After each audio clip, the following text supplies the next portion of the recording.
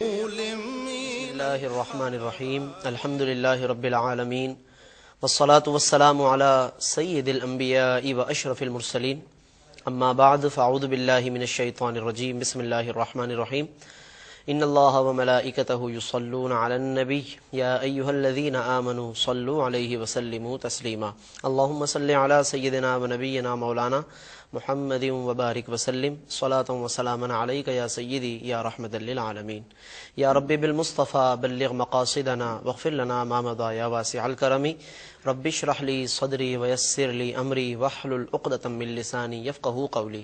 السلام علیکم ورحمۃ اللہ وبرکاتہ۔ معزز ناظرین، آپ دیکھ رہے ہیں پروگرام تفہیم المسائل، اور ہر اتوار کو اس وقت آپ اس پروگرام کو لائیو ٹرانسمیشن میں ARY QTV سے ملاحظہ فرماتے ہیں۔ گزشتہ پروگرام میں ایک موضوع کا ہم نے انتخاب کیا تھا ماہ ربیع الاخر کی مناسبت سے، اور وہ موضوع تھا صفات اولیاء کرام۔ جو بھی اللہ تبارک و تعالیٰ کے نیک بندے ہیں، ان کی ذات میں، ان کی روزمرہ کی زندگی میں، ان کے کردار میں ایسی بہت ساری خصوصیات پائی جاتی ہیں کہ جن کی وجہ سے وہ ایک امتیازی حیثیت اور ایک امتیازی شان و عظمت کے حامل نظر آتے ہیں۔ تو یہ ان امتیازی صفات کو، ان کی خصوصیات بھی ہم کہہ سکتے ہیں، ان کا اخلاق بھی کہہ سکتے ہیں، اور ان کے پوری زندگی اور ان کی پوری وہ سیرت طیبہ گویا کہ ان صفات کے آئینے میں ہمیں نظر آتی ہے۔ ہم نے مختصر الفاظ میں اس کا یوں سمجھ لیں کہ ایک جامع انداز میں عنوان رکھا ہے صفات الصالحین یا صفات اولیاء کرام۔ اس تعلق سے ہم نے گزشتہ پروگرام میں ایک آیت مبارکہ کا انتخاب کیا تھا قرآن مجید فرقان حمید سے۔ یوں تو ظاہر ہے کہ قرآن مجید میں کئی مقامات پر اللہ رب کریم نے مختلف انداز سے صالحین کی یعنی اپنے نیک بندوں کی مختلف صفات کو بیان فرمایا ہے۔ ہم نے ایک آیت مبارکہ کا انتخاب کیا، اور وہ آیت ہے سورۃ التوبہ کی آیت نمبر 112۔ اس آیت کریمہ میں اللہ تبارک و تعالیٰ نے 9 صفات بیان فرمائی ہیں اپنے نیک بندوں کی، اور اگر ہم اس آیت سے پہلی جو آیت ہے 111 اس کے اندر دیکھیں تو اس میں بھی اللہ تبارک و تعالیٰ نے مختلف صفات کی طرف اشارہ فرمایا ہے، یا یوں کہہ لیجئے کہ اس آیت نمبر 111 میں اللہ تبارک و تعالیٰ نے ایک بنیاد کی طرف اشارہ فرمایا کہ سبب کیا ہے، یہ ہمارے نیک بندے بنے ہیں، یہ ہمارے قریب ہوئے ہیں، ان کو ہم نے اپنا قرب بخشا ہے، اس کی وجہ اور اس کا سبب کیا ہے۔ تو آیت نمبر 111 میں اللہ نے بنیادی طور پہ سبب بیان فرمایا ہے، اور وہ سبب یہ ہے کہ اللہ تبارک و تعالیٰ کے ساتھ انہوں نے ایک ایگریمنٹ کیا ہے، اللہ تبارک و تعالیٰ کے ساتھ ایک وعدہ کیا ہے، اور وہ اتنا پختہ وعدہ ہے کہ یہ آخر تک اس وعدے پر قائم رہتے ہیں اور اس کو نبھانے کی کوشش میں لگے رہتے ہیں۔ تو ان اللہ اشترى من المؤمنین انفسهم واموالهم بان لهم الجنہ یقاتلون فی سبیل اللہ فیقتلون ویقتلون وعدا علیہ حقا فی التوراۃ والانجیل والقرآن ومن اوفى بعہدہ من اللہ فاستبشروا ببیعکم الذی بایعتم بہ۔ یہ جو جملہ ہے یہ اس پوری آیت کا خلاصہ ہے کہ فاستبشروا ببیعکم الذی بایعتم بہ، کہ پس تم خوش ہو جاؤ اپنے اس سودے پر کہ جو تم نے اللہ کے ساتھ کیا ہے۔ تو یہ ایک سودا اس کو قرار دیا ہے کہ جیسے آدمی جب کوئی چیز سیل آؤٹ کر دے، کسی سے اس کو بیچ دے، تو پھر وہ اس بارے میں اس حوالے سے غور نہیں کرتا کہ یہ چیز میری ہے یا میں اس میں کوئی تصرف کر سکتا ہوں، میں اس کے اندر کچھ کر سکتا ہوں، وہ چیز آپ کی ملکیت سے نکل چکی ہے۔ تو یہ جو اللہ کے نیک بندے ہیں، انہوں نے اپنے آپ کو اللہ تبارک و تعالیٰ کے سپرد کر دیا۔ یہ گویا کہ خود سپردگی کی ایک کیفیت ہے، جیسے ہم کہتے ہیں کہ قرآن مجید کے مطابق کہ وَأُفَوِّضُ أَمْرِي إِلَى اللَّهِ، کہ میں اپنا معاملہ اللہ کے سپرد کرتا ہوں۔ یہ وہ نیک بندے ہیں کہ جو اپنے معاملات بھی اللہ کے سپرد کر دیتے ہیں، اپنے آپ کو بھی اللہ کے حوالے اور اللہ ہی کے سپرد کر دیتے ہیں۔ اور حضرت سیدنا غوث اعظم شیخ عبد القادر جیلانی رحمۃ اللہ علیہ کا ایک قول بھی اس مناسبت سے بہت واضح ہے۔ فرماتے ہیں کہ بندے کو اللہ تبارک و تعالیٰ کے ساتھ اس طریقے سے رہنا چاہیے اور اس طریقے سے وابستہ رہنا چاہیے جیسے میت یعنی مرنے والا شخص غسل دینے والے کے ہاتھ میں، یعنی کہ غسل دینے والا اور وہ جو میت ہے جس کو نہلایا جا رہا ہے، جس کو غسل دیا جا رہا ہے، وہ آپس میں جو ان کا دونوں کا تعلق ہے وہ یہ ہے کہ یہ جو میت ہے وہ بے بس ہے اس کے سامنے، اور غسل دینے والا با اختیار ہے کہ وہ جس طرف چاہے اسے لٹا دے، اس کو کبھی وہ بٹھا دے، لٹا دے اس رخ پر یا اس رخ پر، لیکن وہ میت اس کے ہاتھوں میں بالکل بے بس ہوتا ہے۔ تو فرمایا کہ بندہ اپنے مولا کے ہاتھوں میں اپنے مولا کے ساتھ اس طریقے سے وابستہ رہے کہ یہ محسوس کرے کہ میں بالکل بے بس ہوں اور وہ با اختیار ذات ہے، وہ جو فیصلہ فرمائے مجھے منظور ہے، وہ جس طریقے سے میرے معاملے میں راضی ہو، اور ظاہر ہے وہ جب رحیم و کریم ہے تو وہ ایک ایسی ہی بات پر راضی ہوگا کہ جو اس بندے کے لیے بہتر ہوگی۔ تو یہ خود سپردگی کی کیفیت ہے جو اللہ نے اس سورۃ التوبہ کی آیت نمبر 111 میں بیان فرمایا کہ فاستبشروا ببیعکم الذی بایعتم بہ، یہ وہ سودا کہ جو تم نے اللہ کے ساتھ کر لیا۔ جب یہ سودا ہو جاتا ہے تو پھر بندے کے اندر، ان نیک بندوں میں ایسی خصوصیات پیدا ہوتی ہیں کہ پھر ان خصوصیات کو اللہ تعالیٰ بیان فرماتا ہے۔ قرآن مجید میں مختلف مقامات پر مختلف انداز سے، مختلف الفاظ سے اللہ نے ان کی ان صفتوں کو بیان کر کے ان کا تعارف کرایا ہے۔ اللہ والوں کا تعارف خود اللہ رب کریم نے کرایا تاکہ بندے ان کے قریب آ جائیں اور ان کے قریب آ کر پھر اللہ تبارک و تعالیٰ سے وابستہ ہوں، اللہ تبارک و تعالیٰ کا قرب حاصل کریں۔ تو گویا کہ یہ جو نیک بندے ہیں یہ وسیلہ ہوتے ہیں، یہ واسطہ ہوتے ہیں۔ ان کا تعارف اس لیے کرایا جاتا ہے تاکہ لوگ ان کی طرف آئیں، ان کا قرب اختیار کریں، ان کے نقش قدم پر چلیں، ان کی سیرت کو اپنائیں۔ سورہ فاتحہ میں بھی اسی طرف اشارہ کیا، صراط الذین انعمت علیہم، ہمیں سیدھے راستے پر چلا، راستہ ان نیک بندوں کا کہ جن پر تو نے انعام فرمایا۔ تو وہ درمیان میں وہ نیک بندے ہیں، ہمیں چلنا ہے سیدھے راستے پر اور اللہ تعالیٰ تک پہنچنا ہے، تو درمیان میں یہ الذین انعمت علیہم کا واسطہ، الذین انعمت علیہم کا وسیلہ یہ درمیان میں موجود ہے۔ اور ان بزرگوں کی تعظیم، ان کی تکریم، ان کا احترام اور ان کے نقش قدم پر چلنا، ان کی سیرت طیبہ کو اپنانا، یہی در حقیقت ہمارے لیے صراط مستقیم ہے، یہی سیدھا راستہ ہے۔ انہی کے ذریعے سے ہم اللہ اور اس کے رسول صلی اللہ علیہ وسلم کی خوشنودی اور رضامندی حاصل کر سکتے ہیں۔ تو جو سورۃ التوبہ کی آیت نمبر 112 ہے، در حقیقت اس میں پھر ان صفات کا تذکرہ ہے کہ جو صفتیں ان نیک بندوں میں اس سپردگی کے بعد پیدا ہوتی ہیں، جب وہ اپنے آپ کو اللہ کے حوالے کر دیتے ہیں، اللہ کی رضا پہ راضی کر لیتے ہیں۔ بہت مرتبہ آدمی اللہ تعالیٰ کی رضا پہ راضی ہو نہیں پاتا، اس کے دل میں یہ ایک ایسا احساس گزرتا ہے کہ ایسا کیوں ہے، یہ معاملہ ایسا کیوں ہے، یعنی میں جیسا چاہتا ہوں ویسا کیوں نہیں ہوا۔ یہ بعض اوقات ایک آدمی پر ایک کیفیت ہوتی ہے اور اس کا دل پوری طریقے سے مطمئن نہیں ہوتا۔ اللہ والوں کی زندگی میں اگر ہم غور کریں اور صحیح معنی میں اس کا مطالعہ کریں تو ان سے ہمیں ایک سبق ملتا ہے، ایک تربیت ملتی ہے، ایک نصیحت ملتی ہے، اور پھر اسی سے آدمی کو اندر دل میں اس کے پھر ایک اچھا خیال پیدا ہوتا ہے، اور وہ یہ کہ مجھے بھی اللہ تبارک و تعالیٰ کے ساتھ راضی رہنا چاہیے۔ بہت ساری آدمی کے دل میں تمنائیں ہوتی ہیں، آرزویں ہوتی ہیں، خواہشیں ہوتی ہیں، لیکن اچھا ہم اس کو سمجھ رہے ہوتے ہیں بعض اوقات کہ اگر یہ پوری ہو جائے یہ خواہش تو اس میں مجھے یہ فائدہ ہوگا، لیکن پھر اللہ تعالیٰ ظاہر ہے علیم و قدیر ہے، خبیر ہے، یعنی باخبر ہے، اور اس کا علم ازلی ہے، اسے سب کچھ معلوم ہے کہ اس معاملے میں بندے کے لیے کیا بہتر ہے، کیا بہتر نہیں ہے، کس حد تک نقصان ہے، کس حد تک فائدہ ہے، اور ہم صرف ایک ہی رخ، ایک ہی سمت کی طرف دیکھ کر ہم چاہتے ہیں وہ چیز مجھے مل جائے، اور جب نہیں ملتی تو پھر ہم ٹینس بھی ہوتے ہیں، ڈپریس بھی ہوتے ہیں، اور بہت ساری ہم اپنے لیے مشکلات پیدا کرتے ہیں۔ لیکن سب سے آسان نسخہ اللہ تعالیٰ کی رضا پر راضی ہونا ہے۔ اگر اللہ تعالیٰ کی رضا پر راضی ہوں تو یہ زندگی بھی آسان ہے، قبر کی زندگی بھی آسان ہے، اور آخرت کی زندگی بھی آسان ہو جاتی ہے۔ تو اللہ تبارک و تعالیٰ نے سورۃ التوبہ کی آیت نمبر 112 میں انہی صفات کی طرف اشارہ فرمایا کہ یہ کس طریقے سے ہر معاملے میں اللہ ہی کی طرف رجوع کرتے ہیں۔ چنانچہ 9 صفات ہیں یہ، ان کو انشاءاللہ ہم اس پروگرام میں اس انداز سے ڈسکس کریں گے کہ ان صفات کا کچھ ترجمہ بھی آپ کے سامنے آ جائے اور تھوڑا تھوڑا مفہوم بھی آپ کے سامنے واضح ہو جائے۔ آیت مبارکہ اس انداز سے ہے کہ فرمایا التائبون العابدون الحامدون السائحون الراکعون الساجدون الآمرون بالمعروف والناہون عن المنکر والحافظون لحدود اللہ۔ یہ 9 صفتیں، اور آخر میں پھر ان تمام صفتوں کا جو اجتماع ہے وہ ایک جامع لفظ سے بیان فرما دیا، وبشر المؤمنین۔ یہ المؤمن کہہ کر گویا کہ ان کی 10ویں صفت کہہ لیں، یا ان 9 کا یہ اجتماع ہے، ایک جامع لفظ کہہ کر ان تمام صفات کو بیان فرمایا کہ جو بھی پھر صاحب ایمان ہوگا اس کو ان صفات کا حامل اور متصف ہونا چاہیے۔ تو التائبون میں اللہ تبارک و تعالیٰ نے سب سے پہلے توبہ کا ذکر فرمایا ہے۔ توبہ سے مراد یہاں پر رجوع اللہ ہے، اللہ تبارک و تعالیٰ کی طرف لوٹنا ہے۔ جو غلطیاں ہوئی، جو گناہ ہوئے، جو بھی معاملات ہوئے ہمارے اللہ کے درمیان، یعنی ہم نے اس کوتاہیاں کی ہے، یا پھر ہمارے اور بندوں کے ساتھ جو معاملات اونچ نیچ ہے، تو ان تمام چیزوں سے توبہ کر کے اپنے آپ کو اس بات کے لیے آمادہ کرنا، اس بات کے لیے تیار کرنا کہ اب اللہ تبارک و تعالیٰ کے جو بھی احکامات ہیں میں ان کو فالو کرنے کی، ان کی پیروی کرنے کی کوشش کروں گا۔ تو یہ التائبون جو ہے در حقیقت اس میں توبہ کا ذکر فرمایا گیا ہے، اور توبہ جو ہے وہ رجوع اللہ، یعنی اللہ تبارک و تعالیٰ کی طرف لوٹنے کا نام ہے۔ اچھا، یہاں پر ایک بات یہ قابل غور ہے کہ یہ التائبون ان لوگوں کی صفت ہے جو نیک ہیں، جنہوں نے سودا کر دیا اپنا اللہ تعالیٰ کے ساتھ، اپنے آپ کو سپرد کر دیا، تو ان کی صفت ہے تائبون، توبہ کرنے والے۔ تو یہاں پر بھی ایک نقطے کی بات یہ ہے کہ یہ ان کی زیادہ نیک ہونے کی نشانی ہے کہ وہ نیکیاں بھی کرتے ہیں، نیکوکار بھی ہیں، مگر پھر بھی وہ اللہ تعالیٰ کے حضور توبہ کرتے رہتے ہیں، اللہ تعالیٰ کی بارگاہ میں استغفار کرتے ہیں، طلب مغفرت کرتے ہیں اور درگزر کی درخواست کرتے رہتے ہیں۔ یہ ان کے نیک ہونے کی نشانی ہے، ورنہ عام طور پر ہوتا یہ ہے کہ آدمی گناہگار ہو کر بھی توبہ نہیں کرتا۔ جس شخص پر گویا کہ توبہ واجب ہو چکی وہ بھی توبہ پر راضی نہیں ہوتا، یعنی توبہ کی طرف آمادہ نہیں ہوتا۔ اور ایک یہ وہ اللہ کے نیک بندے ہیں، اولیاء کرام، صالحین، ہمارے اسلاف، بزرگان دین، کہ یہ نیکیاں بھی کرتے ہیں مگر اس کے ساتھ ساتھ توبہ کرتے ہیں۔ اچھا، توبہ کس لیے کرتے ہیں؟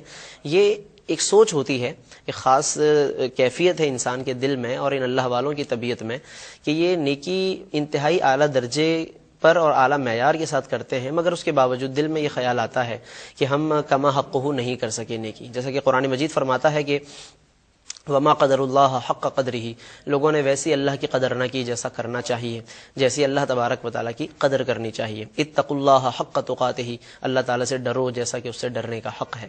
تو یہ سوچتے ہیں، اس بات میں غور کرتے ہیں کہ ہم صحیح معنی میں نہیں کر سکے ویسا کام کہ جس انداز سے ہمیں کرنا چاہیے۔ غالباً مجھے کالر کا اشارہ دیا جا رہا ہے، کالر ہمارے ساتھ ہیں۔ السلام علیکم۔ وعلیکم السلام جی، میں گوار سے بول رہی ہوں۔ اب میرا پہلا سوال یہ ہے کہ ابھی ہم لوگ عمرے پہ گئے تھے، 10 دن کا ہمارا قافلہ تھا نا، تو ہم وہاں قصر نماز پڑھتے تھے، اور باجماعت پڑھتے تھے تو پوری پڑھتے تھے، اور علیحدہ جب پڑھتے تھے تو قصر پڑھتے تھے۔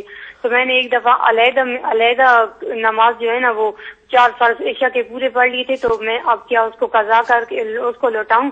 اور دوسرا سوال یہ ہے کہ جیسے ہم عام زندگی میں جیسے ہم نے نماز پڑھی اور ہمیں نماز کا ٹائم گزرنے کے بعد خیال آیا کہ کپڑے تو ناپاک تھے، تو پھر وہ ہم پوری نماز لوٹائیں گے، جیسے سنت بھی پڑھے اس کے ساتھ نفل بھی پڑھے، کہ صرف فرض لوٹانے ہوں گے؟ ٹھیک ہے، انشاءاللہ بتا دیں انشاءاللہ۔ تو یہ جو التائبون ہے، اس کے اندر اللہ تبارک و تعالیٰ نے ان کی کمال خوبی کو بیان فرمایا۔ اچھا، اس کا اشارہ ہمیں قرآن مجید میں ایک اور مقام پر بھی ملتا ہے، اور تقریباً یہی صفت اللہ تبارک و تعالیٰ نے اس میں واضح فرمائی ہے کہ یہ وہ نیک بندے ہیں، کانوا قلیلا من اللیل ما یہجعون، کہ یہ رات میں کم سوتے ہیں۔ یہاں کم سونے کا مطلب کہ یہ عبادت کے لیے، یعنی سوتے ہیں مگر اٹھ کر پھر اللہ تبارک و تعالیٰ کے حضور حاضر ہوتے ہیں، عبادت کرتے ہیں، اسے راضی کرتے ہیں۔ اچھا، اب یہ راضی کیا، عبادت کی اور تہجد میں وقت گزارا، رات کا ایک حصہ انہوں نے آرام کرنے کے بعد اٹھ گئے، اپنی نیند کو درمیان سے بریک کر کے اللہ کے حضور حاضر ہوئے، مگر اس کے باوجود آگے فرمایا وبالاسحار هم یستغفرون، پھر سحر کا وقت ہوتا ہے جب، تو پھر یہ توبہ کرتے ہیں، استغفار کرتے ہیں۔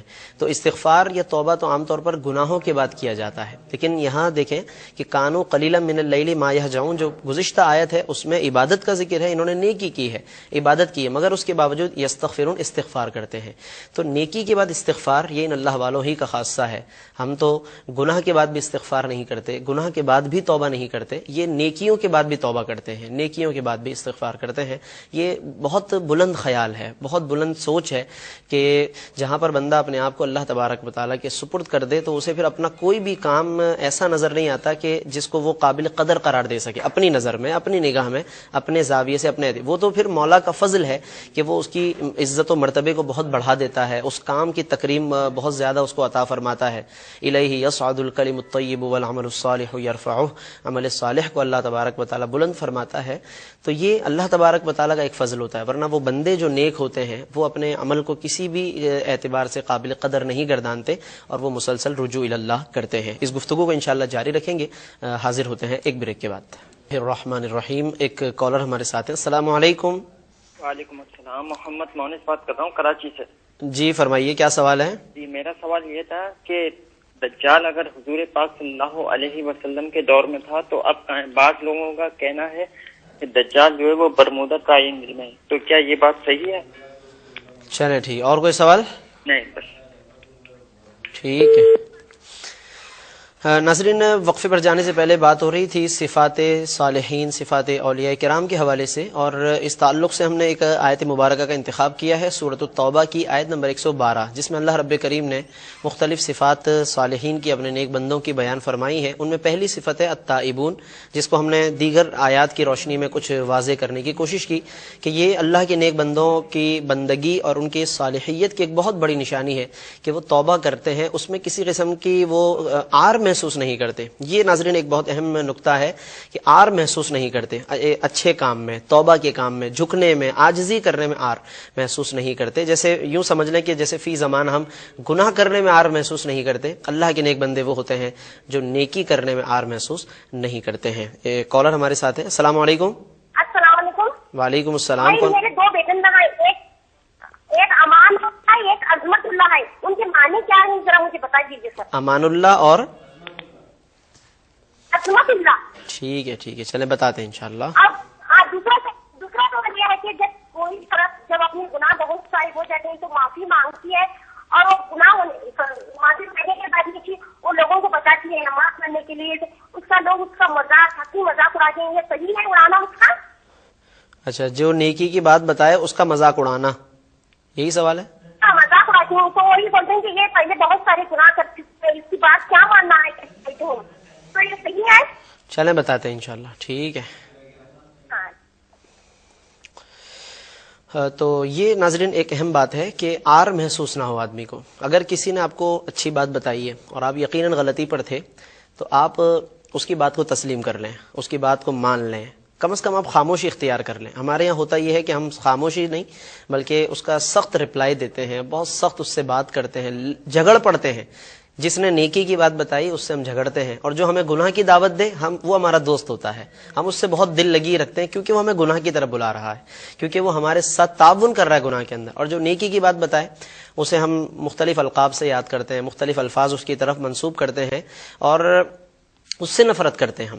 تو یہ ناظرین ہمارا رویہ درست نہیں ہے، اور صفات صالحین کے آئینے میں در حقیقت ہمیں اپنی ہی صفات کا جائزہ لینا ہے. میں نے گزشتہ پروگرام میں بھی یہ بات عرض کی تھی کہ یہ جو اللہ تعالیٰ صفتیں بیان فرماتا ہے اپنے نیک بندوں کی، ان کا بار بار تعارف کرواتا ہے، تو یہ ایک طرف ان کا تعارف ضرور ہے، لیکن دوسری طرف اللہ تبارک و تعالیٰ ہمیں اپنے کردار میں جو ہمارا اپنا ذاتی معاملہ ہے روزانہ کا، اس میں بھی ہمیں غور کرنے کی گویا کہ دعوت دیتا ہے یہ قرآن مجید. اور اس طریقے سے ہمیں ایک موقع ملتا ہے کہ جب ہم صفات پڑھیں تو اس کے ساتھ ساتھ ہم کمپیریٹیولی دیکھتے جائیں کہ ان کے اندر یہ صفت ہے تو میرے اندر کون سی صفت پائی جاتی ہے، یا یہ بات اتنی اچھی خوبی میرے اندر ہے یا نہیں ہے. تو اس حوالے سے ہمیں ضرور غور کرتے رہنا چاہیے. السلام علیکم. السلام علیکم. جی وعلیکم السلام. کون بات کر رہے ہیں؟ سر سید ظفر عباس بات کر رہا ہوں سعودی عرب سے. جی جی. کہ کیسے پتہ چلتا ہے کہ کون صحیح صالح آدمی ہے؟ آیا کہ وہ آدمی جس کے پاس زیادہ آدمی بیٹھتے ہیں، یا آیا کہ وہ آدمی جو اپنے آپ کو چھپاتا ہے؟ ٹھیک ہے، اور کوئی سوال؟ ایک اور کالر ہے. السلام علیکم. وعلیکم السلام. سر میں بورے والا سے بات کر رہا ہوں، حنیف میرا نام ہے. فرمائیے. سر میرا مسئلہ یہ ہے کہ بعض لوگ یہ کہتے ہیں کہ یہ انگوٹھی فلاں رنگ کی پہنے، آپ کو فلاں نگ جو ہے نا وہ سوٹ کرتا ہے. جس کی دین میں اور نبی پاک سے کچھ شواہدات بھی ہیں کہ یہ لوگوں کی بنائی ہوئی باتیں ہیں. ٹھیک ہے، بتا دیں انشاءاللہ. بہت شکریہ. تو ناظرین بات ہو رہی تھی کہ آر محسوس نہیں ہونی چاہیے نیکی کرنے میں. قرآن مجید میں فرمایا کہ لن یستنکف المسیح ان یکون عبدا للہ ولا الملائکۃ المقربون، کہ حضرت مسیح حضرت عیسیٰ علیہ السلام بھی فرمایا کہ اس بات میں آر محسوس نہیں کریں گے کہ ان کو اللہ کا بندہ کہا جائے، یعنی کہ وہ اللہ کے بیٹے نہیں ہیں، وہ اللہ کے بندے ہیں. تو حضرت مسیح علیہ السلام بھی خود اس بات میں کوئی آر محسوس نہیں فرمائیں گے. اس میں کوئی یعنی کہ یہ گویا کوئی شرم کی بات نہیں ہے کہ بندہ اپنے آپ کو اللہ کا بندہ کہے. تو اصل میں جو بندگی کی چیز ہوتی ہے جس میں عبادت کا مفہوم پایا جائے، عاجزی کا مفہوم پایا جائے، اس میں آر محسوس نہیں ہونی چاہیے. ولا الملائکۃ المقربون، اور نہ ہی جو مقرب فرشتے ہیں وہ کبھی آر محسوس کریں گے کہ ان کو اللہ تبارک و تعالیٰ کا بندہ کہا جائے، کیونکہ وہ ملائکہ کو بیٹیاں کہتے تھے کفار قریش، اور حضرت مسیح علیہ السلام کی طرف جو ہے ان کے متبعین نے بیٹا ہونے کی نسبت کی معاذ اللہ. تو اللہ تعالیٰ نے ان سب کی نفی کر دی اور فرمایا کہ ان تمام کو اللہ کا بندہ کہو. اللہ تعالیٰ کی جو بندگی اور عبودیت ہے، اللہ تعالیٰ کی طرف جو نسبت ہے وہ قابل فخر نسبت ہے، اور اس میں کسی قسم کی آر نہیں ہونی چاہیے. تو التائبون میں جو توبہ ہے ناظرین، اس میں بھی اللہ ہی کی طرف نسبت ہے، یعنی کہ بندہ اس میں اللہ تعالیٰ کی طرف رجوع کرتا ہے. تو اس میں کسی قسم کی آر محسوس نہیں ہونی چاہیے، اور نہ ہی کسی کی جانب سے حق بات کو ہمیں قبول کرنے میں کوئی آر ہونی چاہیے. ہمیں کھلے دل کے ساتھ نیکی کی بات، اچھی بات کو قبول کرنا چاہیے. اس کے بعد پھر اللہ تبارک و تعالیٰ نے ایک اور صفت کا ذکر فرمایا اور وہ صفت ہے التائبون کے بعد العابدون، عبادت کرنے والے. تو ظاہر ہے کہ پہلے جو اللہ تبارک و تعالیٰ نے توبہ کا ذکر فرمایا تو وہ رجوع اللہ ہے. جب رجوع اللہ ہوا تو پھر اس کی عبادت کرنے کا ذوق پیدا ہوتا ہے. تو یہ اس ترتیب سے اللہ تبارک و تعالیٰ نے پہلے التائبون اور اس کے بعد پھر العابدون کا ذکر فرمایا. السلام علیکم. وعلیکم السلام. کون بات کر رہے ہیں؟ جی محمد اسلم بات کر رہا ہوں مسقط سے، مسقط امام سے. جی جی فرمائیے، کیا سوال ہے آپ کا؟ جی مفتی صاحب، جو والدین کا عمرہ ہوتا ہے، نفلی عمرہ اگر کسی آدمی نے کرنا ہو تو کیسے، یعنی کہ دونوں کا اکٹھا ہو سکتا ہے یا الگ الگ؟ چلیں ٹھیک ہے، اور کوئی سوال؟ جی ٹھیک ہے انشاءاللہ بتاتے ہیں. السلام علیکم. ہیلو السلام علیکم. وعلیکم السلام. کون بات کر رہے ہیں؟ انشاءاللہ بات کر رہی ہوں پنڈی سے. جی فرمائیے، کیا سوال ہے؟ جی میں نے پوچھنا تھا کہ میری بہن کو عادت ہے، یعنی رات کو لیٹ نائٹ اٹھ کے نماز پڑھنے کی. کبھی آدھا گھنٹہ رہتا ہوتا ہے فجر کی نماز کو تو اٹھ کے نماز پڑھ لیتی ہے، کبھی 15 منٹ رہتے ہوتے تو اٹھ کے نماز پڑھ لیتی ہے عشاء کی. تو کیا میں یہ پوچھنا چاہتی ہوں کہ اس کی یہ نماز ہو جاتی ہے، یعنی کہ اس نے کوئی ٹائم نہیں رکھا ہوا ہے، جس ٹائم بھی ہوتا ہے اٹھ کے نماز پڑھ لیتی ہے؟ آدھی رات میں اٹھ کر عشاء کی نماز، اس حوالے سے پوچھ رہی ہیں؟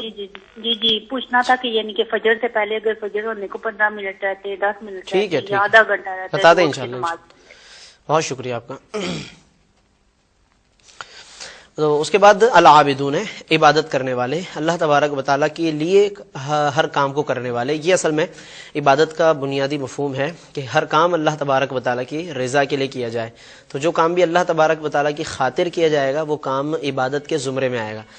اچھا، یہاں پر ایک عبادت کا شرعی مفہوم ہے اور ایک اس کا عمومی مفہوم ہے. یعنی کہ شریعت سے مراد یہ کہ خاص ایک مفہوم ہوتا ہے. جب عبادت کا لفظ عام طور پر بولا جاتا ہے تو اس سے نماز وغیرہ مراد لی جاتی ہے، یا جس کو ہم یوں سمجھ لیں کہ اللہ تبارک و تعالیٰ کی الوہیت کے تعلق سے جو چیزیں ہوتی ہیں، جس میں اس کو ہم خدا مان کر اور اس کو اللہ مان کر پھر ہم کوئی کام کرتے ہیں، تو اس حوالے سے جو کام ہے وہ اس کو ہم عبادت کہتے ہیں. سجدہ وغیرہ اسی کے لیے ہے، نماز اسی کے لیے ہے.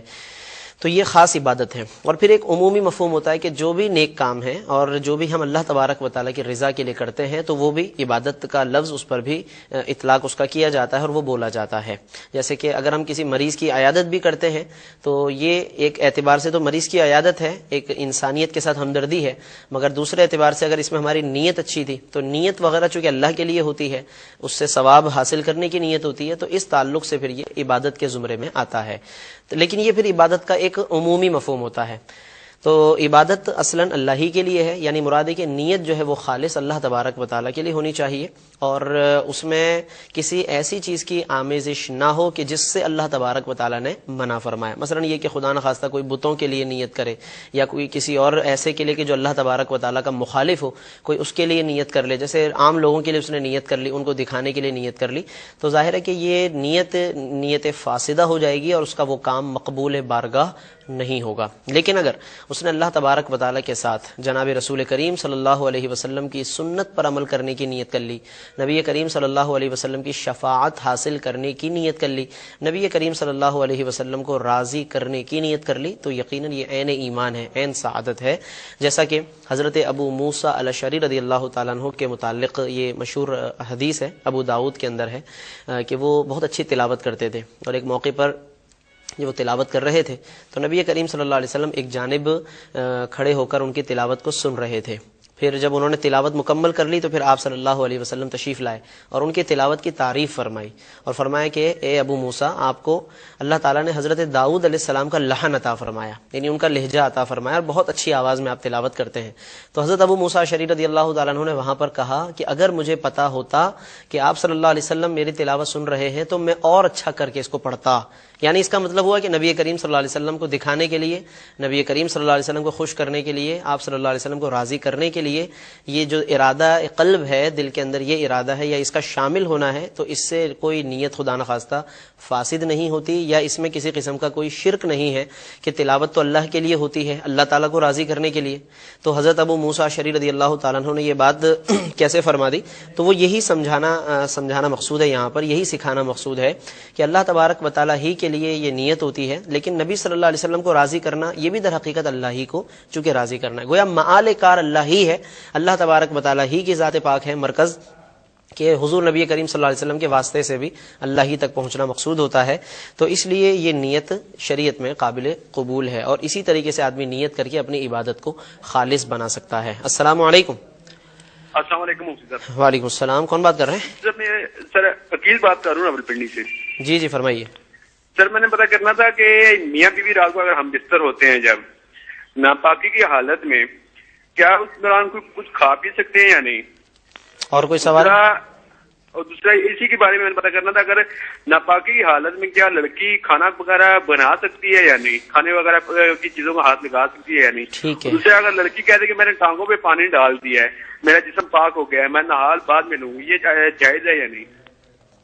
ٹھیک ہے، اور کوئی سوال؟ بس چلیں بتا دیں انشاءاللہ۔ ناظرین سوالات کے جوابات شامل کرتے ہیں اور انشاءاللہ پھر اپنی گفتگو بھی ہم جاری رکھیں گے۔ ایک بہن نے سوال کیا تھا کوہاٹ سے کہ عمرے پر ہم گئے اور وہاں ہم اپنی جب علیحدہ نماز اگر پڑھتے تھے تو ہم قصر سے پڑھتے تھے، لیکن غلطی سے ایک مرتبہ پوری نماز پڑھ لی، تو اس صورت میں کیا حکم ہوگا؟ تو ایسا کرنا تو نہیں چاہیے، کیونکہ یہ قصر نماز کرنا عزیمت میں سے ہے، یعنی اس کو قبول کرنا واجب ہے۔ یعنی اللہ تعالیٰ نے اگر اس سفر کی اس مقدار میں مدت میں 2 رکعتیں نماز کا فرمایا ہے تو ہمیں پھر 2 ہی پڑھنی ہے۔ کوئی آدمی کہے کہ میرا دل چاہ رہا ہے میں 4 ادا کر لوں پھر سے، یعنی اپنی خوشی سے، تو یہ کوئی ایسا معاملہ نہیں، اس کو قبول کرنا ضروری ہے کہ جیسا فرمایا گیا ہم نے ویسا ہی اس پر عمل کرنا ہے۔ لیکن اگر غلطی سے ایسا ہو گیا تو اس میں کوئی حرج کی بات نہیں ہے، نماز بہرحال آپ کی ہو چکی ہے، لیکن آئندہ اس میں ہمیں احتیاط کرنی چاہیے۔ اور ایک سوال انہوں نے کیا تھا کہ کپڑے بالکل ناپاک تھے لیکن یاد نہیں تھا، نمازیں ادا کر لی، نماز کو ادا کر لی، سنتیں اس کی پڑھ لی، فرض پڑھ لی، بعد میں خیال آیا یا بعد میں یاد آیا، تو انہوں نے پوچھا کہ اب اس میں سے کون سی رکعتیں ہم دہرائیں گے کون سی نہیں؟ تو صرف جب وقت گزر چکا ہے تو صرف فرض ہی آپ دہرائیں گے، کیونکہ فرض بلکہ ہوئے ہی نہیں ہیں، ان کو پڑھنا ہے، وہ قضا ہو چکے، اب ان کو پڑھنا واجب ہے، وہ ادا ہی نہیں ہوئے، نہ شروع ہوئے وہ۔ اسی طریقے سے سنتیں اور نوافل ہیں وہ اصلاً شروع ہی نہیں ہوئی تھی، لہٰذا وہ تو اپنے وقت گزرنے کے ساتھ ساتھ ان کا معاملہ بھی ختم ہو گیا۔ اب صرف فرض جو ہیں وہ آپ دہرائیں گے، اور اگر وہ سنتیں موقدہ تھیں تو پھر ان کے لیے اللہ تعالیٰ کی بارگاہ میں ہمیں توبہ کرنی چاہیے اور آئندہ بھی احتیاط کرنی چاہیے۔ مزید سوالات کے جوابات انشاءاللہ شامل کریں گے ایک بریک کے بعد دوبارہ۔ الرحیم دبئی سے مسز ایوب نے ایک سوال کیا تھا کہ شوہر کا انتقال ہو گیا، 7 سال گزر گئے ہیں لیکن عدت نہیں کی ہے، تو اب کیا حکم ہوگا؟ ایک بات ہمیں یاد رکھنی چاہیے کہ عدت جو ہے وہ ایک ایسی چیز ہے جو خود بخود اس کا آغاز ہوتا ہے، یعنی جیسے ہی اس کا سبب پایا جائے گا تو پھر وہ خود بخود شروع ہو جائے گی۔ یہ لوگوں کے ذہن میں یہ ہوتا ہے، خصوصاً خواتین کے ذہن میں، کہ یہ عدت اگر ہم کریں گے تو ہوگی، نہیں کریں گے تو نہیں ہوگی، تو ایسا نہیں۔ اصل میں عدت ایک مدت اور ایک ٹائم پیریڈ کا نام ہے، وہ خود بخود گزرتا رہتا ہے۔ اگر آپ اس میں شامل نہیں ہیں، آپ نے عدت نہیں کی، یعنی آپ اس میں بیٹھے نہیں ہیں، تو آپ گناہگار ہیں اگر کوئی مجبوری نہیں تھی، وگرنہ وہ ایک ٹائم ہے جو خود بخود گزرتا جا رہا ہے۔ لوگ یہ سمجھتے ہیں کہ جی ہم کریں گے، ہم وہاں سے انٹر ہوئے یا درمیان سے ہم شامل ہوئے تو اب ہم کتنے دن کریں کتنے دن نہ کریں، تو ایسا نہیں ہے۔ جتنا ٹائم وہ گزر گیا وہ سمجھ لیں کہ وہ گزر گیا، پورا ٹائم فرض کیجئے گزر گیا تو پوری عدت ہی ختم ہو گئی۔ اب آپ نے اگر وہ نہیں کی، اس میں شامل نہیں ہوئے، عدت میں بیٹھے ہی نہیں، تو وہ پھر توبہ کرنی چاہیے اللہ تعالیٰ کی بارگاہ میں۔ تو یہ عدت جو ہے ایک آٹومیٹک ٹائم ہے کہ جو خود بخود ایک ٹائم پیریڈ گزرتا ہے، اور اللہ تعالیٰ کی منشا و مرضی یہی ہے کہ اس ٹائم پیریڈ میں جو اللہ تبارک و تعالیٰ نے مقرر فرمایا طلاق کے بعد یا عدت کے بعد، وہ وفات کے بعد، تو اس میں جو ہے وہ عورت اس فکس ٹائم کے اندر اپنے آپ کو محدود رکھے، ایک جگہ پر مقید رکھے، اس کا نام عدت ہے۔ لہٰذا جیسے بہن نے فرمایا کہ 7 سال ہو چکے ہیں اور عدت نہیں کی، تو بس وہ 7 سال جو ہو چکے تو اس کے اندر وہ 4 مہینے 10 دن کی جو عدت بیان فرمائی گئی ہے تو اس کے مطابق وہ عدت کا ٹائم گزر چکا ہے، اور اگر اس ٹائم نہیں کی، اس میں نہیں بیٹھے، تو پھر اللہ تعالیٰ کی بارگاہ میں توبہ کرنی چاہیے۔ تو ایک تو اس میں یہ سوال آتا ہے عام طور پر کہ جو عدت ہے وہ کب سے شروع ہوتی ہے، یعنی کہ وفات جیسے ہی ہوئی تب سے، یا جب دفنا دیا جائے گا تب سے، یا بعض اوقات کسی کا انتقال کہیں اور کسی اور ملک میں ہو جاتا ہے، یا حج و عمرے کے لیے گئے تھے وہاں انتقال ہو گیا، تو اب جب واپسی ہوگی تو تب شروع ہوگی یا کب ہوگی؟ یہ لوگوں کے ذہن میں عام طور پر یہ باتیں ہوتی ہیں۔ تو یاد رکھیے کہ عدت جو ہے، جیسے ابھی ہم نے بتایا کہ ایک ٹائم کے گزرنے کا نام ہے، تو جیسے ہی اس کا سبب پایا جائے گا اس کے فوراً بعد سے اس کا ٹائم شروع ہو جاتا ہے۔ لہٰذا عدت جو ہے وہ از خود فی الفور، جیسے ہی وہ انتقال ہوا اور ادھر عدت خود بخود شروع ہو گئی، چاہے وہ عورت کہیں بھی ہو، اسے فرض کیجئے اطلاع بھی نہیں ملی لیکن عدت کا ٹائم گزر رہا ہے۔ اب 4 مہینے 10 دن کے بعد کسی عورت کو پتہ چلا کہ اس کا شوہر انتقال کر گیا تو عدت خود بخود گزر چکی ہے، لیکن اس میں توبہ نہیں ہوگی کیونکہ ظاہر ہے اسے پتہ ہی نہیں چلا تھا، تو یہ اس کی طرف سے کسی قسم کی کوئی کوتاہی اور گناہ نہیں ہے، لیکن بتانا یہ مقصود ہے کہ یہ خود بخود ایک ٹائم گزرتا ہے۔ لہٰذا جیسے ہی انتقال ہوگا عدت شروع ہو جائے گی. جیسے ہی طلاق پائی جائے گی تو اس کے بھی جو شرائط ہیں وہ پورے ہوں گے تو پھر وہاں سے فوراً عدت شروع ہو جائے گی. اور ایک سوال انہوں نے یہ کیا کہ 4 ماہ 10 دن جو فرمایا گیا ہے عدت وفات ہے تو اس سے کیا مراد ہے. ایک تو اس میں یہ بات ذہن میں رکھنی چاہیے کہ اگر تو اسلامی اعتبار سے پہلی تاریخ کو اگر انتقال ہوا ہو تو وہ پورے 4 مہینے، چاہے پھر ان میں کوئی 29 کا ہو چاہے کوئی 30 کا ہو، مکمل 4 مہینے اور اس کے بعد پھر 10 دن، یعنی کہ مغرب تک کا وقت جب گزر گیا تو وہ دن 10واں دن مکمل ہو گیا اور اب اس کے بعد عدت ختم ہو گئی. یہ جب اسلامی پہلی تاریخ کو اگر انتقال ہو تو 4 مہینے اسلامی اعتبار سے مکمل اور 10 دن. لیکن اگر ایسا نہیں ہے، یکم تاریخ کے علاوہ، اسلامی مہینے کی یکم تاریخ کے علاوہ کسی اور تاریخ میں انتقال ہوا ہے تو اس صورت میں پھر اب وہ اسلامی مہینوں کی جو ایک ترتیب ہوتی ہے، کوئی 29 کا کوئی 30 کا، تو اس اعتبار سے پھر نہیں دیکھیں گے، اس کو پھر ہم شمسی اعتبار سے دیکھیں گے اور پورے 130 دن شمار کرے گی عورت. 130 دن مکمل طور پر وہ جب رات میں، یعنی کہ جیسے ہی رات کا آغاز ہوگا تو پھر وہ عدت اس کی مکمل ہو جائے گی، ختم ہو جائے گی. تو 130 دن یہ اس صورت میں جب اسلامی مہینے کی پہلی تاریخ نہ ہو اور پھر جو ہے انتقال ہوا ہو تو اس صورت میں 130 دن، اور اگر ایسا نہ ہو پہلی تاریخ کو انتقال ہو تو اس صورت میں 4 مہینے مکمل اور 10 دن. پھر اس میں کوئی مہینہ 29 کا ہو کوئی 30 کا ہو، پھر اس بات کو اس میں دیکھا نہیں جائے گا اور 4 مہینے اور 10 دن کی تعداد کو مکمل کیا جائے گا. اور اس میں لوگوں کے ذہن میں یہ بھی ہوتا ہے کہ جب آخری دن آ گیا عدت کا 10واں دن، یعنی 4 مہینے اور 10 دن پورے ہو گئے تو اب عورت کو تھوڑی دیر کے لیے کہیں باہر لے جاتے ہیں یا کسی رشتہ دار کے کوئی دعوت ہوتی ہے. تو یاد رکھیے کہ یہ بھی کوئی ضروری نہیں ہے، کیونکہ لوگوں کے ذہن میں وہی بات ہے کہ عدت ہم خود سے کریں گے تو ہوگی، اسی طرح ہم باہر نکلیں گے تو ختم ہوگی. ایسا نہیں. ہم جب شروع میں یہ بات بتا چکے کہ ایک ٹائم پیریڈ کا نام ہے، یہ خود بخود وقت گزرتا ہے، جب اس کا ٹائم پورا ہوگا وہ عدت کمپلیٹ ہو گئی. اب آپ چاہے باہر جائیں یا نہ جائیں، گھر میں بیٹھ رہیں تو، اور زیادہ بہتر یہی ہے، تو یہ عدت خود بخود ختم ہو جاتی ہے. لہٰذا کہیں باہر نکلنا یا کسی کے ہاں جانا، کچھ رشتہ داروں کے ہاں ان کو انوائٹ کیا جاتا ہے، یہ ایک رواج ہے. تو یہ مطلب شرعی نقطہ نظر سے یہ باتیں اس کو اس طرح سمجھنا کہ اس کی وجہ سے ہی عدت ختم ہوگی جب باہر وہ قدم رکھے گی، تو ایسی کوئی بات نہیں ہے، خود بخود عدت ختم ہو جاتی ہے. اچھا، ایک سوال بہن نے کیا تھا امان اللہ اور عظمت اللہ کے نام کے حوالے سے، تو اس میں بہتر ہے امان اللہ یہ نام، عظمت اللہ کے مقابلے میں امان اللہ یہ نام رکھنا زیادہ بہتر ہے. اس کا معنی ہوتا ہے اللہ کی حفظ و امان، اللہ تبارک و تعالیٰ کی جانب سے جو حفاظت ہوتی ہے، یہ زیادہ بہتر نام ہے. اور ایک سوال انہوں نے یہ بھی کیا تھا کہ اگر کوئی نیکی کی دعوت دے اور وہ خود ویسے گناہگار ہو تو اس کا مذاق اڑانا کیسا ہے. تو مذاق تو ظاہر ہے کہ نہیں اڑانا چاہیے، وہ ویسے بندہ گناہگار ہے لیکن اگر وہ نیکی کی دعوت دے رہا ہے تو یہ بھی ایک نیکی کر رہا ہے، وہ ویسے خود گناہگار ہے مگر اس موقع پر وہ دعوت دے کر ایک نیکی ہی کا کام کر رہا ہے. ہمیں اس نقطہ نظر سے اس کو دیکھنا چاہیے. باقی وہ اپنے گناہوں کا خود ذمہ دار ہے، خود جواب دے ہوگا اللہ تعالیٰ کی بارگاہ میں، ہمیں اس کا مذاق نہیں اڑانا چاہیے. ہاں ٹھیک ہے، یہ کہہ سکتے ہیں ہم کہ آپ بھی کوشش کیا کریں، اچھے انداز سے ہم اسے کہیں تو ہمیں بھی اس نیکی کی بات بتانے کا ثواب حاصل ہوگا. اور ایک سوال کیا بھائی نے کہ نیک آدمی اور برے آدمی کی پہچان کیسے ہوگی. تو ظاہر ہے نیک آدمی کی پہچان اس کی نیکیوں سے ہوگی، برے آدمی کی پہچان اس کی برائیوں سے ہوگی. جو آدمی لوگوں کا دل دکھاتا ہے، گناہ کرتا ہے، نافرمانیاں کرتا ہے، تو یہ اس کے گناہگار ہونے کی نشانی ہے. اور جو آدمی اللہ تبارک و تعالیٰ کے ساتھ بھی اچھے معاملات رکھتا ہے، بندوں کے ساتھ بھی معاملات ٹھیک رکھتا ہے، یہ اس کے صالح ہونے کی، نیک ہونے کی نشانی ہے. شریعت کا حکم ظاہر پر ہی لگتا ہے، باطن اور جو بھی باطنی امور ہیں وہ اللہ تبارک و تعالیٰ کے سپرد ہیں. فقہا فرماتے ہیں الحکم بالظواہر واللہ یتولی السرائر. حکم ظاہر پر لگتا ہے اور جو سرائر یعنی باطنی معاملات ہیں وہ اللہ تبارک و تعالیٰ کے سپرد ہیں.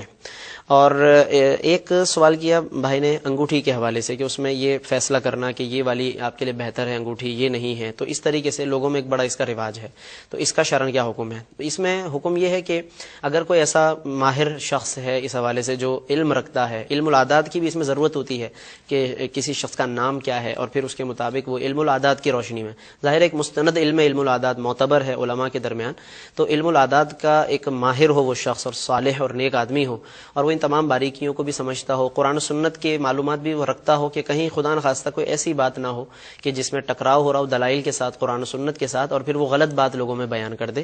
تو اگر وہ بندہ ٹھیک ہے، ماہر ہے، قابل ہے، علم والا ہے، تو اگر وہ ایک ایسا مشورہ دیتا ہے، کسی انگوٹھی کو وہ بہتر قرار دیتا ہے، کسی کو نہیں، تو وہ اس کے علم کی روشنی میں وہ بات کر رہا ہے، وہ قابل قبول ہے. لیکن اس کو دھندا بنا لینا، کاروبار بنا لینا کہ لوگ پھر اس کی طرف رجوع کریں اور پھر وہ اپنی الٹی سیدھی معلومات لوگوں کے سامنے بیان کر کے لوگوں کو مرغوب کرنے کی کوشش کرے، اور عجیب و غریب لوگ فیصلے کرتے ہیں کہ نہیں جی آپ کا فیوچر ایسا ہو جائے گا، فلاں ایسا ہو جائے گا، لوگ بھی بس اس کی غیبی خبریں معاذ اللہ لوگ اس طرح دینا شروع کر دیتے ہیں۔ تو اس طریقے سے ہر کس و ناقص کی طرف آدمی کا دوڑتے چلے جانا، اور ہر ایک کو جناب ٹیلی فون کال کر کے اور پھر اس کو فیس بک پہ جوائن کرو تو یہ کرو وہ کرو، یہ اس طرح کے کاروبار لوگوں نے بنا لیے ہیں۔ ہمیں اس سے بہت زیادہ اوائڈ کرنا چاہیے، اور اس میں اس آڑ میں گویا کہ پھر اصل بندے اور جو نقل ہے اس کی پھر ہمیں پہچان کرنا مشکل ہو جاتا ہے، تو بہت احتیاط کی اس میں ضرورت ہے۔ اور ایک بھائی نے سوال کیا تھا کہ والدین کی طرف سے اگر میں نفلی عمرہ کروں تو دونوں کی طرف سے اکٹھے انہوں نے کرنے کے حوالے سے پوچھا ہے۔ بہتر یہی ہے کہ آپ یا تو اگر ایسا کرنا ہے تو آپ از خود عمرہ کریں اور اس کا ثواب ان دونوں کو پہنچا دیں، ورنہ پھر بہتر یہ ہے کہ ایک والد کی طرف سے کریں اور پھر ایک والدہ کی طرف سے کریں، اس کو فقہاء نے زیادہ بہتر قرار دیا ہے۔ اور ایک سوال بہن نے کیا، شازیہ نے، کہ آدھی رات میں اگر اٹھ کر کوئی عورت عشاء کی نماز ادا کرے تو آیا ہو جائے گی یا نہیں، اور یہ قضا ہوگی ادا ہوگی، اور اس کا ٹائم کب تک ہے؟ پہلے بھی ہم یہ بات بتا چکے ہیں کہ فجر سے کا ٹائم شروع ہونے سے پہلے تک، یعنی جیسے سحری کا آخری ٹائم ہوتا ہے ہر روز، تو وہی عشاء کا آخری ٹائم ہے، وہی تہجد کا بھی آخری ٹائم ہے، اس وقت تک آپ عشاء کی نماز پڑھ سکتے ہیں، لیکن اتنی لیٹ نہیں کرنی چاہیے، جس قدر ہو سکے جلد از جلد اسے ادا کر لیں کہ بعد میں کہیں سستی غالب ہو جائے یا کوئی اور معاملہ ہو جائے، تو بہتر ہے کہ جلد از جلد ہم اسے ادا کریں۔ لیکن اگر کوئی ایسا کرتا ہے یا کرتی ہے آدھی رات میں اٹھ کر عشاء کی نماز، تو بہرحال وہ عشاء ہی کا وقت ہے اور عشاء کی نماز وہ ادا شمار کی جائے گی۔ اس طرح دیر سے پڑھ لینے سے قضا نہیں ہوتی، جب تک کہ فجر کا وقت شروع نہیں ہو جائے گا بہرحال وہ ہر صورت میں ادا ہی شمار کی جائے گی۔ ایک بھائی نے سوال کیا تھا راولپنڈی سے کہ ناپاکی کی حالت میں کھانا پینا کیسا ہے، یا کھانا پکانا عورت کا کیسا ہے؟ تو کھانے پینے میں حرج نہیں ہے، بہتر ہے کہ کلی وغیرہ کر کے اچھی طریقے سے منہ کو صاف کر لیں، تو اس طریقے سے یہ زیادہ بہتر ہے، وگرنہ ویسے بھی شرعن کوئی ممانعت نہیں ہے، کھانا پکانے میں بھی کوئی حرج نہیں ہے۔ اور ایک انہوں نے یہ پوچھا کہ ناپاکی کی حالت تھی مگر ٹانگوں پر صرف پانی ڈال کر یہ سمجھ لیا کہ میں پاک ہو گیا یا میں پاک ہو گئی، تو ایسا نہیں ہے، جب تک آپ مکمل غسل نہیں کریں گے، ناپاکی جو ظاہری لگی ہے اس کو پہلے صاف کر لیں، 3 مرتبہ کلی کریں اچھے طریقے سے، ناک میں پانی ڈالیں کہ ناک کے نرم حصے تک وہ پانی ہمیں پتہ چلے محسوس ہو۔ لیکن وہ جو بعض لوگ بہت زیادہ ناک میں پانی ڈالتے ہیں، تکلیف ہوتی ہے جس سے ناک میں، تو وہ شریعت کا حکم نہیں ہے، لوگ اس طریقے سے کرتے ہیں، تو اس میں بھی احتیاط کرنی چاہیے۔ اور پھر اس کے بعد پورے بدن پر پانی بہانا کہ تمام بال جو ہیں وہ تمام جڑوں کے ساتھ گیلے ہو جائیں، اور ناخن سمیت پاؤں کے ناخنوں تک اچھے طریقے سے پانی پہنچ جائے، پورے بدن پر پانی بہانا اچھے طریقے سے کہ کہیں کوئی بھی معمولی سا ذرہ برابر بھی خشکی نہ رہے، تو یہ تمام مکمل اور کامل غسل کہلاتا ہے۔ تو جب جا کر کہا جائے گا کہ یہ غسل ہوا اور آپ پاک ہو گئے، محض ٹانگوں پر پانی ڈال لیا یا تھوڑے بہت کوئی اعضاء دھو لیے اور سمجھے کہ پاک ہو گئے، تو ایسا نہیں ہے۔ تو ناظرین، یہ سوالات تھے جو آج ہمارے پروگرام میں آئے اور ہم نے کے جوابات شامل کیے ہیں، اور آج کا ہمارا عنوان تھا صفات الصالحین، اور ابھی بھی ہم ان صفات کو مکمل نہیں کر پائے ہیں جو اس آیت مبارکہ سورۃ التوبہ کی آیت نمبر 112 میں ہیں۔ ظاہر ہے کہ ان کی بہت زیادہ تفصیلات ہیں، بہت زیادہ تفسیر ہے، اور پھر آپ کے سوالات بھی درمیان میں شامل ہوتے ہیں ہمارے پروگرام میں۔ تو التائبون ایک صفت ہم نے یہ بیان کی، یعنی اس کے کچھ آپ کے سامنے وضاحت کی۔ العابدون، جس میں اللہ نے ان اپنے نیک بندوں کو عبادت کرنے والا قرار دیا ہے، اس صفت پر تھوڑی سی ہم نے گفتگو کی، اور اس کے ساتھ ساتھ پھر اللہ تبارک و تعالیٰ نے فرمایا کہ التائبون العابدون السائحون، یہ سائحون کا ایک خاص لفظ ہے یہاں پر، اور یہ روزے دار کے معنی میں ہے۔ ویسے تو یہ سیر و سیاحت سے یہ لفظ بنایا گیا ہے، سائحون سیاحت سے ماخوذ ہے، السائحون کا معنی سیاحت کرنے والے، لیکن یہاں پر روزے دار مراد ہے۔ پھر علماء نے اس پر گفتگو کی ہے کہ روزے دار کو یہاں سیاحت کرنے والا قرار دیا گیا ہے، تو اس میں کیا مماثلت ہے یا کیا مشابہت ہے؟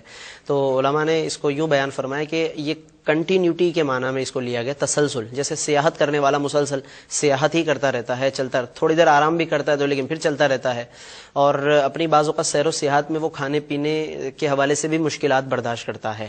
تو روزے دار کو یہ سائحین یا سائحون کہہ کر اللہ تعالیٰ نے اس طرف اشارہ فرمایا کہ ایک تو اس میں عبادت کا تسلسل چاہیے، کہ جیسے سیاحت کرنے والا مسلسل وہ آگے چلتا رہتا ہے، بڑھتا رہتا ہے، تو اسی طریقے سے روزے میں بھی تسلسل چاہیے۔ اس میں ایسا نہیں کہ درمیان میں ہم نے کھانا کھا لیا پھر سمجھا کہ جی آگے روزہ چل رہا ہے ہمارا، تو ایسا نہیں ہو سکتا ہے۔ تھوڑا بہت ٹھیک ہے، آرام آدمی کر سکتا ہے، جیسے سیاحت کرنے والا ایک آرام کرتا ہے، تھوڑی دیر کے لیے سستا لیتا ہے تو آرام کر لیا، لیکن روزہ بہرحال ایک مسلسل عبادت کا نام ہے، اور پھر اس تسلسل کے اندر ہمیں گناہوں کو بھی چھوڑ دینا ہے۔ اس طرف بھی اشارہ ہے کہ جب آدمی روزہ رکھ کر گناہوں کو چھوڑ دے تو پھر آگے بھی اپنی اس تربیت کو جاری رکھنے کی کوشش کرے۔ تو یہ ایک مناسبت اس کو ہم کہہ سکتے ہیں جو بیان فرمائی ہے روزے داروں کو قرآن نے السائحون جو کہا ہے اس کے درمیان، اور بھی اس کی مختلف مفاہیم بیان فرمائے گئے ہیں کہ السائحون کیوں کہا ہے روزے داروں کو.